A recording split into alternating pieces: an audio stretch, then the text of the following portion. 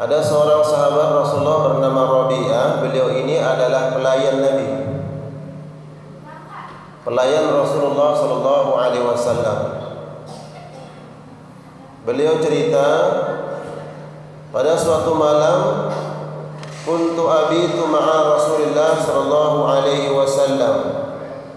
Saya nginap di depan rumahnya Nabi.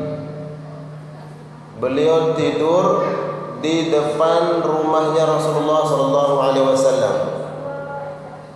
Ati biwudu'ihi wa hajati. Di malam itu aku siapkan wudu'nya Nabi sallallahu alaihi wasallam. Karena kebiasaan Nabi kita, Nabi sallallahu alaihi wasallam, beliau bangun malam salat tahajud. Itulah yang senantiasa dilakukan oleh Nabi.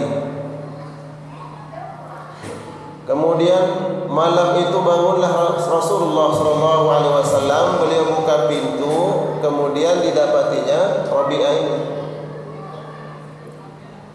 Rasul minta air wudu dan mulailah Rabi'ah menuangkan air wudu Rasulullah sallallahu alaihi wasallam. Selesai berwudu, ada ucapan Nabi kepada Rabi'ah. Kita ingin coba memperhatikan apa yang diucapkan Rasulullah kepada Rabi'ah ini. Ya Rabi'ah salni. Wahai Rabi'ah, minta sesuatu kepadaku, kata Rasulullah. Rabi'ah ini pelayan Nabi. Dia ahlus suffah, tinggalnya itu di masjid baru. Beliau tidak punya rumah, sahabat miskin, tidak punya harta. Ini sahabat Rabi'ah ini, pelayan Nabi. Alhamdulillah Bapak Ibu di sini memiliki rumah yang bagus-bagus, alhamdulillah. Ditanyalah Rabi'ah ini oleh Nabi, wahai Rabi'ah, coba sebut kamu mau minta apa kepada saya. Nabi ingin membantu dan menolong dia. Apa jawab Rabi'ah? Ya Rasulullah, saya ingin minta satu saja. Apa jawab Rabi'ah ini? Murafaqatuka fil jannah. Ya Rasulullah, aku ingin bersamamu di surga. Ini permintaan Rabi'ah. Beliau sahabat miskin, tidak punya rumah, tidak punya harta, tinggalnya di masjid. Dan para sahabat mengatakan beliau ini baju, apa yang melekat pada diri beliau itulah bajunya. Tapi ketika ditanya oleh Nabi, wa Rabi'ah, kamu minta apa? Dia bilang apa? Satu saja ya Rasulullah, aku ingin nanti di akhirat ingin bersamamu di surga sebagaimana aku bersamamu di dunia. Mendengar jawaban itu, Nabi ulangi pertanyaannya, karena bukan itu yang diinginkan oleh Nabi. Mungkin ada hajat, ada keperluan, keinginan Rabi'ah ini, karena udah lama ngabdi kepada Nabi. Au ghairu dzalik, coba sebut yang lain wahai Rabi'ah.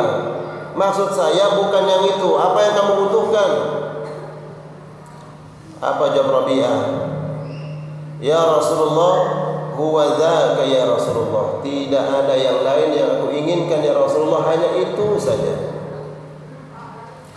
Mendengar jawaban yang sama, Nabi kemudian mengatakan, fa'inni ala nafsika bikasratis sujud. Kalau begitu Rabi'ah, itu keinginanmu, itu cita-citamu, harapanmu, tolong saya, bantu saya untuk mewujudkan keinginanmu itu dengan memperbanyak sujud kepada Allah Subhanahu wa taala. Inilah pesan Rasulullah sallallahu alaihi wasallam. Kalau engkau ingin bersamaku wahai Rabi'ah nanti di surga, maka caranya adalah perbanyaklah engkau sujud kepada Allah Subhanahu wa taala. Para ulama menjelaskan tentang hadis ini keutamaan salat sunnah. Adapun salat yang wajib, subuh, zuhur, asar, maghrib, isya, ini minal faraid, ini sesuatu hal yang wajib mesti dilakukan.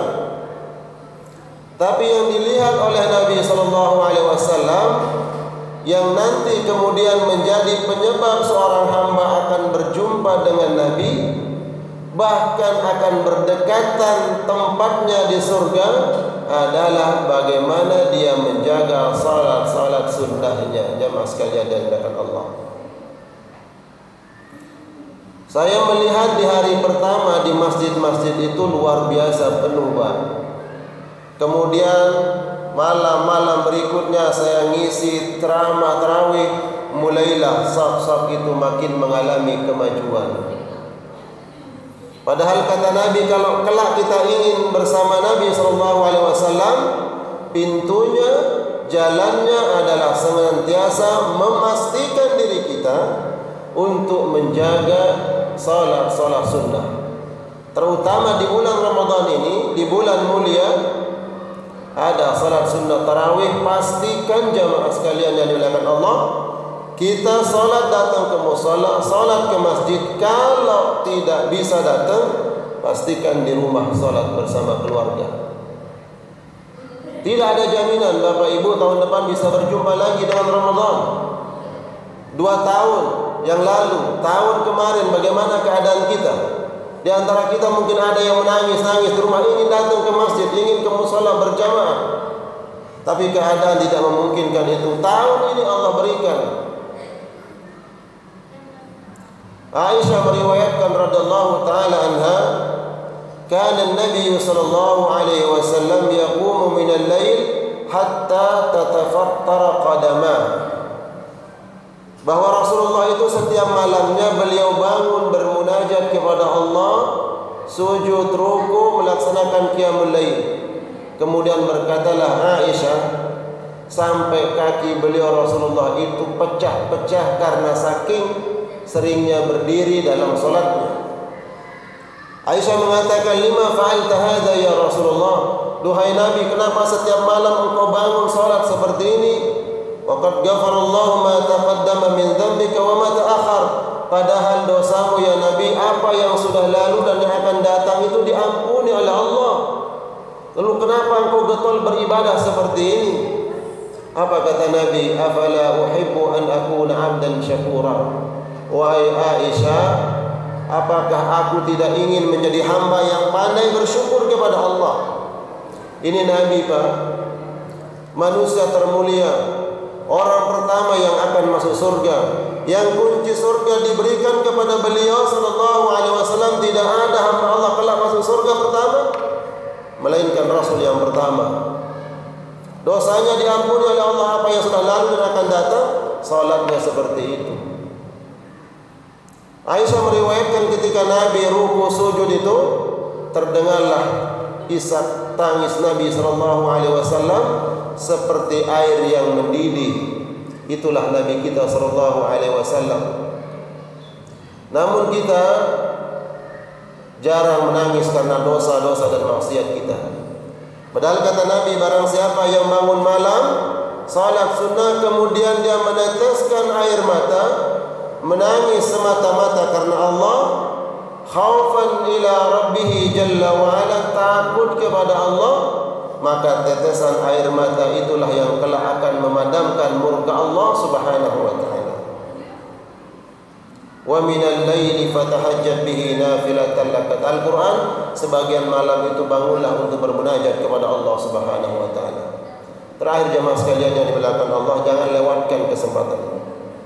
Masih ada beberapa malam di malam 10 terakhir kita untuk menjaga malam Lailatul Qadar.